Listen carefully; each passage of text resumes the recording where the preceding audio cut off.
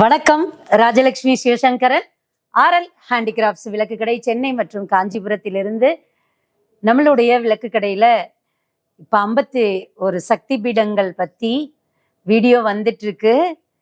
அவ்வளோ சந்தோஷம் எனக்கு. இந்த தசமகா வித்யை வெளிப்பட்டது எப்படி அப்படின்ற வீடியோ நேத்து தான் போட்டோம். அதுக்கு அந்த வீடியோ வந்த மறுநாள் நான் இந்த வீடியோ பேசிட்டு இருக்கேன். அவ்வளவு சந்தோஷமா இருந்தது. அதுல இருந்த பாசிட்டிவான கமெண்ட்ஸ் இதெல்லாம் பார்க்கும்போது ரொம்ப சந்தோஷமா இருந்தது. உண்மையாவே அந்த வீடியோவை நானே அதை ரெக்கார்ட் பண்ணும் போதும் கூடவே இருந்திருக்கேன். அவர் பேசும்போது நேரடியா நான் உட்கார்ந்து பார்த்திருக்கேன். அப்பவும் சரி, திரும்ப அந்த வீடியோவை நான் வீடியோவா பார்க்கிறேன். அப்படி பார்க்கும்போதும் 4வது தடவையா இன்னைக்கு காலையில வரைக்கும் பார்த்திருக்கேன். அதுல இறைவன் இறைவிய பத்தி அவங்களுடைய அந்த உறவு எப்படி இருந்திருக்கு அப்படின்னு பார்க்கும்போது, என்ன மாதிரி அம்பாள் இருந்திருக்கா, அதை கேட்க கேட்க அவ்வளவு ஆனந்தமா இருக்கு. அவரோட குரலா இருக்கட்டும், அவருடைய அந்த அந்த அந்த டெலிவரி பண்றக்கூடிய அந்த அழகா இருக்கட்டும், அந்த எமோஷன் ஆகட்டும், அவ்வளோ அழகு. உண்மையாவே அதை நேரடியா பேசும்போது நான் பார்த்துக்கிட்டு இருந்தேன். இங்க ஏசி ஓடும், 2 ஏசி ஓடிட்டு இருக்கு. ஆனா அவருக்கு அப்படியே வேர்த்து கொட்டுச்சு. நாங்க நேரடியா உட்காந்து பேசிட்டு இருக்கிறோம், பார்த்துட்டு இருக்கோம். அத ஏன்னா அவர் பேசிக்கிட்டு இருந்தது அந்த உக்ரமான விஷயங்கள் பத்தி.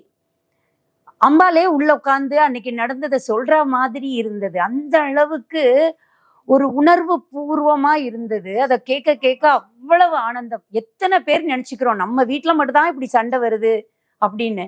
ஆனா அந்த சிவபெருமானும் அம்பாலும் வச்சிருக்கிற அன்பு, அவர் அந்த அன்பு, பதி மேல இருக்கக்கூடிய அந்த பாசம், அதெல்லாம் சொன்னா கூட 2 பேரும் ஒருத்தருக்கு மேல ஒருத்தர் வச்சிருக்கக்கூடிய அந்த காதல், அந்த லவ், அதை பார்க்கும்போது அம்மா இப்படிதான் நம்மளை வாழ சொல்றா. அவர் பேச்ச கேட்காம நான் வந்தேன், அதனால நான் அதுக்கானதை அனுபவிச்சுட்டேன் அப்படின்னு அவர்கிட்ட போய் சொல்லுங்க அப்படின்னு சொல்லும் போது உண்மையிலேயே எனக்கெல்லாம் கண்ணீரா வந்தது. என்ன ஒரு ஆத்மார்த்தமான அந்த உறவு மட்டும்தான் நம்மளையும் அப்படிதான் வாழ சொல்லுது. இன்னைக்கு சூழ்நிலையை பார்க்கும்போது ஏதேதோ பேசுறோம், ஏதேதோ சொல்றோம். ஒருத்தர் விட்டு கொடுக்காம வாழணும் அப்படிங்கிறத சிவபெருமானும் அம்பாளும் வாழ்ந்து காட்டியிருக்காங்க நமக்காக. இதுதான் இந்து சமுதாயம், இதுதான் இந்துவோட ஒவ்வொரு இந்துவோட ஆன்மீக வழி. நம்ம இப்படிதான் போகணும்ன்றத அந்த இறைவனும் இறைவியும் நமக்கு வாழ்ந்து காமிச்சிருக்காங்க. ஒருத்தர் விட்டு கொடுக்காம. அதுலயும் அந்த சிவபெருமான் வர்றாரு, தியானத்துல எழுந்து வர்றாரு. அம்பாள் அங்க இல்லைன்னு தெரிஞ்சிருச்சு. அவ தன்னை அதை அவர் சொல்லும்போது அவ்வளவு அழகா சொன்னார் இல்லையா, அது சாதாரண உடம்பு இல்ல, நம்ம சொல்லிக்கிற மாதிரி அவ இல்லைன்றத வேற மாதிரி நம்ம சொல்லக்கூடாதுன்னு சொல்லிட்டு, உண்மையாவே அவ பார்க்கும்போது அங்க அம்பாள் இல்ல. அப்போ அவருக்கு என்ன மாதிரி ஒரு வலி இருந்திருக்கும். ஆனா அந்த வலியிலையும் அந்த தட்சனோட மனைவி கேக்குறா அப்படிங்கும்போது அந்த தன்னிலை மாறாம, அந்த இரக்க குணம் மாறாம, தன்னோட சொந்த விருப்பு வெறுப்பு இல்லாம, நான் என்ன பாவம் பண்ணேன், என் மகளும் இப்படி போயிட்டா, என் புருஷனுக்கும் இந்த நிலைமையான தட்சனோட மனைவி கேட்கும் போது இறைவன் அவனை எப்படியாவது காப்பாத்தணும்னு அவருக்கு இருந்த, உண்மையாவே ஒரு சாதாரண ஒரு ஆளா யோசிச்சு பார்ப்போமே, நம்ம இதெல்லாம் காதுல வாங்குவோமா?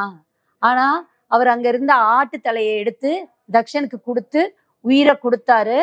அதுவும் இல்லாம பின்னாடி அந்த ஆட்டுத்தலையும் மாறுச்சு அப்படிங்கிறதையும் சொல்றாரு அவரு. அப்படி கொடுத்துட்டு தான் சதிய பாக்குறாரு, பார்வதி தேவிய பாக்குறாரு. பார்த்துட்டு அப்பதான் அவருக்குள்ள அந்த காதல் தன்னை சாதாரண மனுஷனாவே உணர வச்சுச்சான்னு தெரியல. கையில தோல்ல தூக்கி போட்டு ஆடுறாரு. அவ இல்லாத உலகத்துல நான் எப்படி இருக்க போறேன்ற அந்த ஆத்திரம், அந்த வலி தாங்க முடியாம அவர் ஆடுறது. கடவுளே, அதை பார்க்க முடியாம அந்த சுதர்சன சக்கரத்தை வச்சு பெருமாள் தான் அதை அப்ப வேற வழியே இல்லை அப்போ அம்பால வந்து அந்த உடல் வந்து சிதைஞ்சா மட்டும்தான் ஈஸ்வரன் பழைய நிலைக்கு வருவாருன்னு பெருமாள் ஒரு உபாயம் சொல்லும் போது, அந்த சுதர்சன சக்கரத்தோட வலிமை, அந்த சுதர்சன சக்கரத்தையும் யார் கொடுத்தா? அம்பாள் தான் கொடுத்திருக்கா. அவளை அழிக்கக்கூடிய, அவளுடைய அந்த உடலை மனித உடலா எடுத்து வந்த அந்த உடலை அழிக்கக்கூடிய அந்த இதையும் கூட அவளே தான் கொடுத்திருக்கா. அந்த சுதர்சன சக்கரம் தான், அதை கொடுத்ததுதான் பகலாமுகி. இப்படி ஒவ்வொரு அம்பாளுக்குள்ள அந்த கனெக்ஷன் அவர் சொல்லும் போது, கடவுளே நம்ம இவ்வளவு காலமும் எதுவும் தெரிஞ்சுக்காம இருந்தோமா அப்படின்னு தான் தோணுச்சு. அவ்வளோ ஒரு மனசை வருடக்கூடிய ஒரு ஒரு இன்பமான ஒரு கதையா இருந்தது. ஒரு கணவன் மனைவி உறவு எப்படி இருக்கணும் அப்படிங்கிறத எங்க அப்பாவும் அம்மாவும் வாழ்ந்து காமிச்சிட்டாங்க. இப்படிதான் இருக்கணும். ஒரு துன்பம் வரும், ஒரு பிரச்சனை வரும். ஆனா அவள் விட்டு கொடுக்கல, அவளை அவர் விட்டு கொடுக்கல. அப்படிதான் 2 பேருமே வாழ்ந்திருக்காங்கன்னு அதை பார்க்கும்போது அத்தனை ஆனந்தமா இருந்தது. நம்மளுக்கு வாழ்றதுக்கு வழிகாட்டியா அப்பா அம்மாவே வாழ்ந்து காமிச்சிருக்காங்கன்ற மாதிரியான ஒரு எண்ணத்தை கொடுத்தது. இது இன்னும் தொடர்ந்து வரப்போகுது. இந்த இது கூட அதுல அவ்வளவு அழகா சொன்னார் இல்லையா, இந்த உலகமே நாடக மேடை, அவதான் பெரிய நாடகக்காரி. எதுக்கு இப்படி எல்லாம் நம்ம வீட்டுக்குள்ளேயும் பிரச்சனை எல்லாம் வரும்னு தெரியும், வாழ்ந்து காமிக்கணும். இதெல்லாம் ஒரு பிறப்பா எடுத்து வந்தா இதெல்லாம் சகஜம், நீங்க இதை தாண்டி வரணும். உண்மையாவே கோபம் ஆத்திரம் எல்லாம் அந்த கொஞ்ச நிமிஷம்தான். அதை கடந்துட்டோம் அப்படின்னா நம்ம ஜெயிச்சிட்டோம். அந்த கோவத்துல நம்மளை வெளிப்படுத்தி காமிச்சிட்டோம், கத்திட்டோம்னா அது உண்மையிலேயே என்னால கூட முடியாது. நான் இன்னைக்கு சொல்றேன்னா கூட என்னால கூட கண்ட்ரோல் பண்ண முடியாது. ஆனா அதுதான் நிஜம்ன்றத அவங்க வந்து அழகா நமக்கு சொன்ன அந்த போதிச்ச அந்த கதை. அதே மாதிரி இந்த உடல் பாகங்கள் ஒவ்வொரு அங்கமும் விழுந்த இடத்த பத்தி, அதுதான் சக்தி பீடமா இருக்கு, அந்த சக்தி பீடத்தை பத்தி ஒவ்வொன்றும் சொல்றேன் அப்படின்னு சொல்லும்போது, நேத்து காலையில 8 மணிக்கு ஐயா இங்க வந்து உட்கார்ந்து, ஏன்னா அவர் பேசும்போது எந்த இடையூறும் இருக்கக்கூடாதுன்னு நினைக்கிறேன். அதனால காலையில 8 மணிக்கெல்லாம் நாங்க வந்து இருந்து வீடியோ எடுத்தோம். ஐயா இப்ப அடுத்த எபிசோடு பேசியிருக்காரு. சக்தி பீடத்துல முக்கியமான முதன்மையான சக்தி பீடம் அப்படின்றத பத்தி பேசியிருக்காரு. அதை பத்தி மட்டும் பேசல. அந்த சக்தி பீடத்துக்கு நேரா நம்ம ஊர்ல நம்ம வாழ்ந்துட்டு இருக்க இந்த தமிழ்நாட்டுல எந்த கோவில் இருக்கு, எந்த அம்பாள் இருக்கான்றதையும் சொல்லியிருக்காரு. இது வந்து முதல் சக்தி பீடமா காமாக்கியாவை பத்தி பேசுறாரு.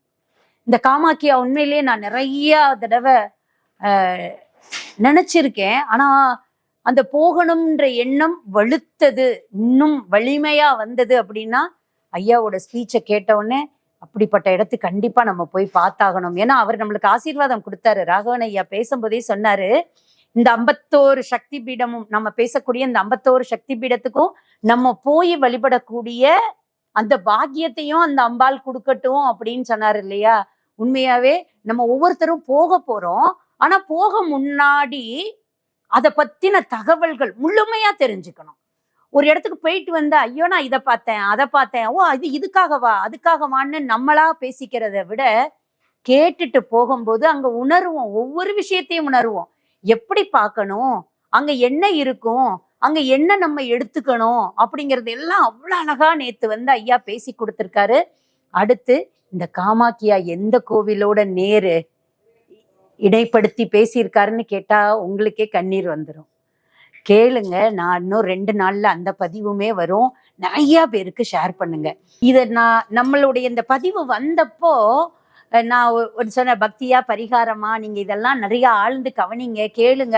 உண்மையாவே எனக்கு 17 வயசுல கல்யாணம் ஆச்சு. 17 வயசுல இருந்து கிட்டத்தட்ட ஒரு 30 வயசு வரைக்கும் எங்க மாமனார் மாமியார் எங்க போனாலும் சரி, ஒரு சொற்பொழிவா இருக்கட்டும், ஒரு இறை வழிபாடா இருக்கட்டும், எல்லாத்துக்கும் என்னை கூப்பிட்டு போனாங்க. அப்படி நாங்க போய் கத்துக்கிட்டது தான் தேவாரம், அந்த 63 நாயன்மார்கள் வரலாறு. இதெல்லாம் நம்ம வீட்டுல உட்காந்து இப்பெல்லாம் வசதியா எல்லாரும் போன்ல கூட பாக்குறது இல்ல, டிவியில கனெக்ட் பண்ணி பாக்குறீங்க. பெரிய ஸ்கிரீனா அழகா டிவிலே கனெக்ட் பண்ணி பாக்குறீங்க. உங்க வீட்டுக்கு வந்து அருளாளர்கள் பேச இருக்காங்க. அதை வந்து மிஸ் பண்ணிடாதீங்க. நிறைய பேருக்கு சொல்லுங்க. அப்படி நான் சொல்லும் போது அழகா ஒரு அம்மா கால் பண்ணி சொன்னாங்க, அம்மா இது எல்லாருக்கும்லாம் கிடைக்காது, எல்லாருக்கும் இந்த வரலாறு இந்த புராணங்கள் இதை தெரிஞ்சிக்க கூடிய பாக்கியம் எல்லாருக்கும்லாம் கிடைக்காது. கிடைக்கிறவங்க எல்லாரும் கூட எல்லாருக்கும்லாம் சொல்ல மாட்டாங்க. இது யாருக்கு போய் சேரணும்னு அம்பாள் முடிவு பண்ணுவா. அவங்களுக்கு இந்த புராணங்கள் போகும். அவங்க இந்த கதையிலிருந்து அவங்க உணர்ந்துப்பாங்க. அவங்களோட வாழ்க்கைக்கு அது வழிகாட்டியா இருக்கும்.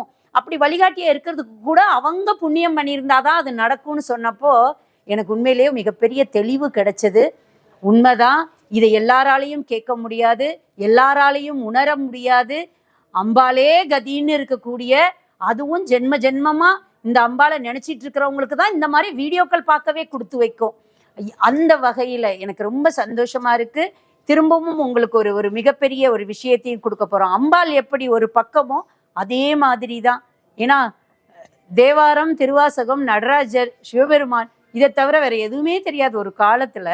அப்படி இருந்துட்டு தான் நாங்க இந்த அம்பாள் வழிபாட்டுக்கே நான் வந்திருக்கேன். அப்படி இருந்தப்போ நிறைய பேர் கேட்பாங்க, நீங்க எப்படி பூஜை பண்ணணும், அப்படி பூஜை பண்ணணுமா, இப்படி பூஜை பண்ணணுமா. எனக்கு அப்படி ஒரு விஷயங்கள்ல நம்பிக்கையே கிடையாதுன்னு சொல்லுவேன். இவ்வளவு பெரிய கடை வச்சிருக்கோம், நம்ம இங்க பூஜை பண்றோம், இல்லைன்னு சொல்லலை, நம்மளுடைய அன்பை காட்டுறதுக்காக பூஜை பண்றோம். இது இப்படித்தான் அப்படின்னு யாராவது சொன்னா என்னால உண்மையிலேயே அந்த பூஜை பண்ண முடியாது தொடர்ந்து அப்படின்ற ஒரு எண்ணத்துக்குள்ள நான் போயிடுவேன். ஆனா அன்பு மட்டும் இருந்தா போதும். அன்போட கடவுள் நம்ம கொடுக்குற அந்த தண்ணியை கூட வாங்கிப்பாரு, தீர்த்தத்தை கூட வாங்கிப்பாரு, ஒரு டம்ளர் பால் வச்சா போதும் அப்படின்றது எந்த நம்பிக்கையில நான் சொல்ல ஆரம்பிச்சேன் அப்படின்னா, 63 நாயன்மார்கள் கதை அடிக்கடி கேட்டதுனால, எங்க மாமனார் மாமியாரோட நாங்க வாழ்ந்ததுனால அவங்க இதைத்தான் சொல்லி சொல்லி எங்களுக்கு போதிச்சாங்க. சுவாமி அடிச்சா கூட வாங்கிப்பாராம், தினமும் அதையும் கூட அது கூட ஒரு வழிபாடா எடுத்துக்கிட்டாராம். கல்லை விட்டு எரிஞ்சதை கூட எடுத்துக்கிட்டாராம். நான் இப்படி பண்ணிட்டேன், சாமி எனக்கு சாபம் கொடுத்துருமா, என்னை கோச்சிக்குமா, அந்த எண்ணம் எல்லாம் எங்களுக்கு கிடையவே கிடையாது. எதனாலன்னா 63 நாயன்மார்களுடைய கதை தெரிஞ்சதுனால. அப்படி 63 நாயன்மார்களுடைய கதையவும் உங்களுக்கு வாரத்துக்கு ஒரு நாயன்மார் கொடுக்கலாம் அப்படின்னு ஒரு எண்ணம் தோன்றியிருக்கு. அதற்கான தகுதியான ஒரு தம்பியும் கிடைச்சிருக்காங்க. அதுவும் விரைவில் வரும். இப்படி ஒவ்வொரு வீடியோவும் நீங்க பாருங்க. உங்களுக்கு புண்ணியம் வேணும்னு நினைச்சீங்கன்னா 10 பேருக்கு சொல்லுங்க. எதுக்காக அப்படின்னா, இது ஒரு மனுஷனை நெறிப்படுத்தக்கூடிய விஷயமாயிடும். அவனுக்கு வாழ்க்கையில எந்த துன்பம் வந்தாலும் யாரையுமே தேடி போக மாட்டாங்க. அவங்களையே சரி பண்ணிக்க கூடியதுக்கான விஷயங்கள் தான் இந்த 63 நாயன்மார்கள் கதையிலையும் சரி, இந்த 51 சக்தி பீடங்கள்லையும் சரி கிடைக்க போகுது. ஸோ தொடர்ந்து பாருங்க. ரொம்ப சந்தோஷமா இருக்கு. போட்ட அன்னைக்கே ஒரு 4000 பேர் பார்த்துருக்கீங்க. 5000 பேரை நோக்கி 24 மணி நேரத்துக்குள்ள போகுது அப்படிங்கிறது எனக்கு ரொம்ப ரொம்ப ரொம்ப சந்தோஷம். இன்னும் நிறைய பேர் பார்க்கணும். நிறைய பேருக்கு அவங்களுடைய வாழ்க்கை துன்பத்திலேருந்து விடுபட்டு வரணும். எல்லாமே இறைவன் செயல். அவன் என்ன நடத்தணும்னு நினைக்கிறானோ அதை நல்லபடியா நம்மளுக்கு நடத்தி கொடுப்பான் அப்படின்ற தெளிவை எல்லாரும் பெறணும் அப்படின்றதுக்காக தான் இந்த முயற்சி. வேற எந்த முயற்சியும் வேற எதுக்காகவும் இல்லை. ஏன்னா விளக்கு கடையை பத்தி இப்ப எல்லாருக்கும் தெரியும். நாங்க சின்ன சின்ன பொருள், புதுசா வர்ற பொருள் எல்லாம் எடுத்து காட்டுறோம். கடைக்குள்ள வந்தா என்னெல்லாம் இருக்குன்னு தெரியும். வேற எங்கேயுமே பார்க்க முடியாத அளவுக்கு இங்க பொருட்கள் இருக்கு. நாங்க அதையே தான் காமிச்சு பேசணுமா? கிடையாது. உண்மையான ஆன்மீகத்தை மக்கள்கிட்ட கொண்டு போய் சேர்க்கக்கூடிய பணியை அம்பாள் எங்க எண்ணத்துல உதிக்க வச்சிருக்கிறா.